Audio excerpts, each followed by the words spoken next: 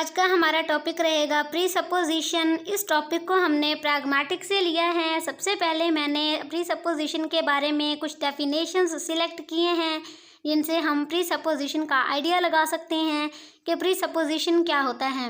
आपको एक ही वीडियो के अंदर प्री सपोजिशन के बारे में सारी डिटेल्स मिल जाएंगी। आपसे रिक्वेस्ट है वीडियो स्टार्ट करने से पहले कि अगर आप मेरे चैनल पर नए हैं तो चैनल को सब्सक्राइब करें। इस तरह की वीडियोस के लिए बेल आइकन को दबाना ना भूलना ताकि आपको सारी अपडेट्स मिल सकें। Presuppositions are hidden assumptions. Presupposition वो हिडन अजम्पशंस होते हैं जिनके ज़रिए से हम किसी भी चीज़ का आइडिया लगाते हैं। They are the things we assume to be true without saying them directly. यानी हमारे पास एक इनडायरेक्ट स्टेटमेंट होता है और हमने उस इनडायरेक्ट स्टेटमेंट से ये अंदाज़ा लगाना है कि अगला इंसान क्या कहना चाह रहा है। They are like background knowledge, यानी ये बैकग्राउंड नॉलेज होता है। We expect others to already know these things, यानी कि हम ये अंदाज़ा लगाते हैं कि जो अगला इंसान है उसे पहले से ये बातें पता होनी चाहिए। So we do not always mention them in conversation. इसी वजह से हम अपने कन्वर्सेशन में उन चीज़ों को मेंशन नहीं करते, यानी कि किसी ने प्री एज्यूम किया है, पहले से खुद अंदाज़ा लगाया है कि ये बात ऐसी होगी। ठीक है, हमारे बात से जो हमने उससे की।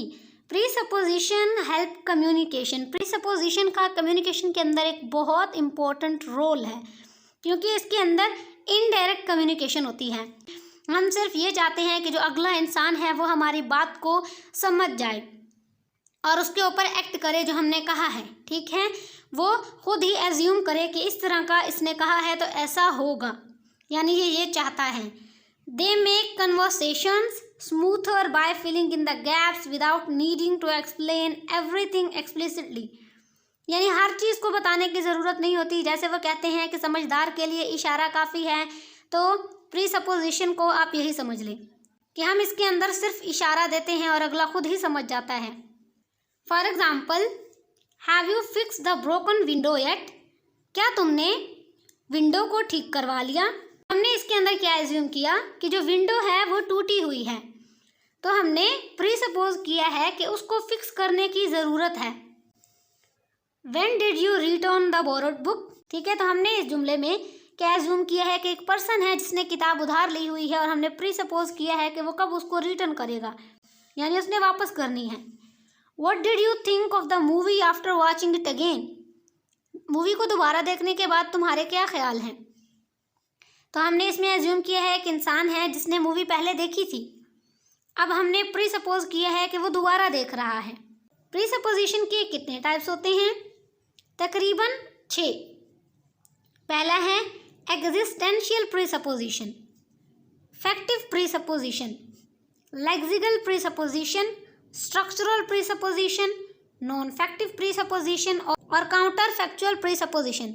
हम इनको वन बाय वन डिस्कस करते हैं। Existential pre supposition.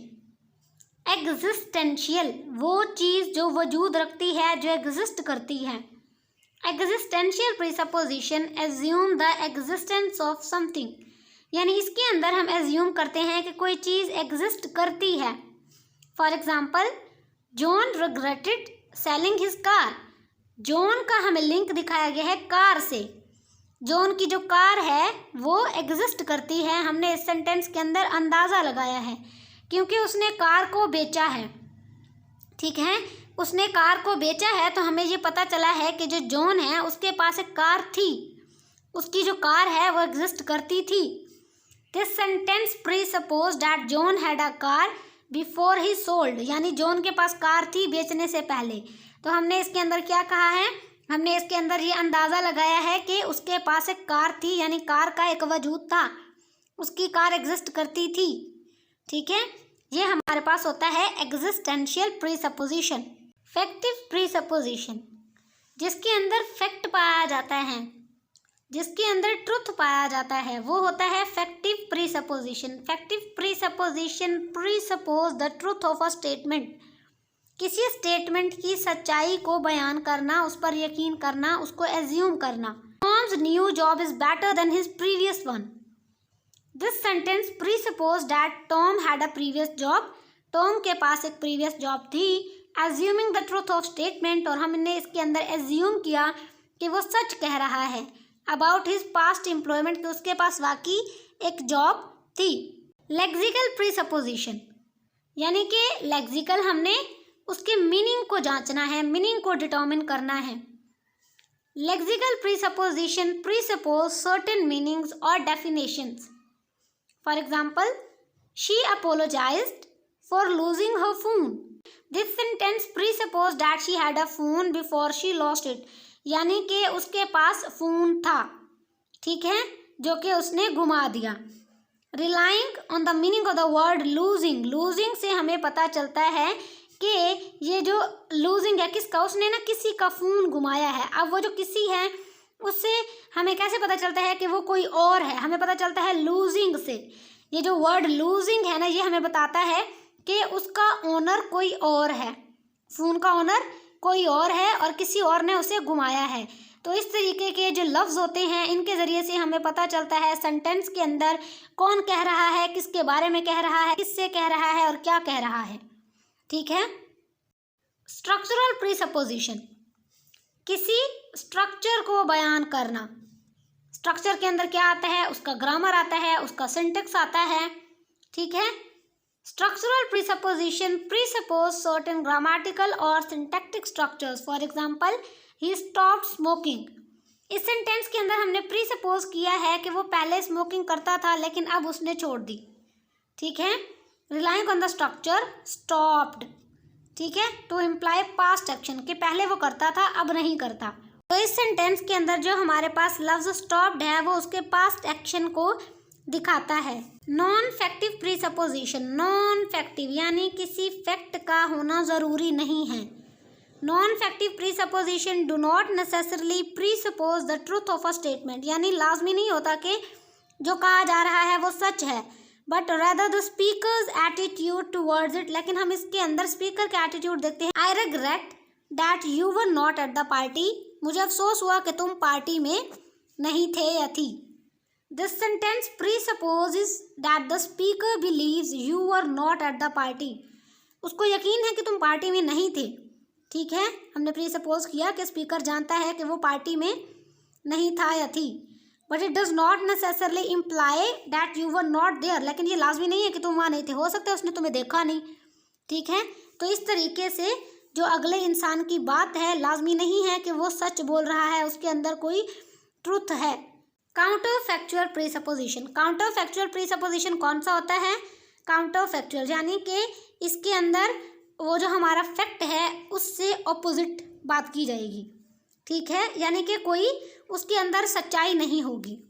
Counter factual presupposition involve assumptions about hypothetical और कॉन्ट्रेरी टू फैक्ट सिचुएशन, यानी सिचुएशन के हिसाब से जो बात है वो क्या है कि उस इंसान से रिलेट नहीं करती, लेकिन फिर भी उसने खुद से जोड़ने की उसे कोशिश की है।